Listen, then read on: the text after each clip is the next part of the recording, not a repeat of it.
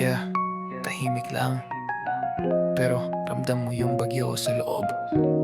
Di ko na kayang itago. Listen. Sa isang bahay na puno ng lihim, bawat hakbang parang mababalot ng dilim. Tahimik na padera ko lang ang nakakarinig ng mga sigaw sa puso. Di ko kayang ipagtanggol o ipagtawid.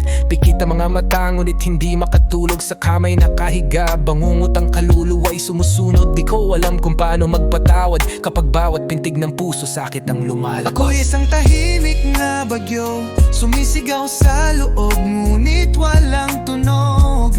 Lumalaban sa dilim, pilit na bumabangon, ngunit ang sugat lalong lumalalim. Paano ba maghilom kung patuloy akong nilalamon? Isang tahimik na bagyo, di mapakali ang puso. Pinili kong manahimik, pinili kong maghintay. Baka sa oras may lunas ang luhang bumabagtas. Ngunit habang tumatagal, mas lalo kong nararamdaman na parang wala akong halaga anino sa sariling tahanan. Ginapang ko ang bawat gabi, nagdasal sa kalangitan. Hiniling na sana makalaya sa kadiliman. Ngunit kahit sa mga panaginip, di ko matakasan ang pait ng alaala, patuloy na bumabalikan. Ako'y isang tahimik na bagyo, sumisigaw sa loob ngunit walang tunog.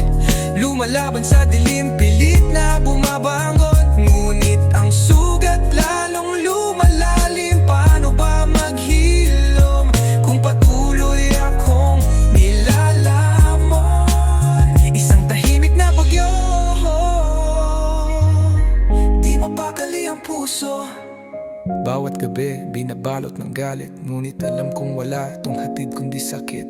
Hindi ko alam kung saan magtatapos ang kwento ng luha ng pusong nilugmok. Ngunit sa kabila ng lahat, hindi ako bibitaw. Isang tahimik na bagyo, di magpapataob, magpapatanaw. Ako'y isang tahimik na bagyo, sumisigaw sa loob ngunit walang tunog. Lumalaban sa dilim, pilit na bumabangon, Ngunit ang sugat lalong lumalalim. Paano ba maghilom kung patuloy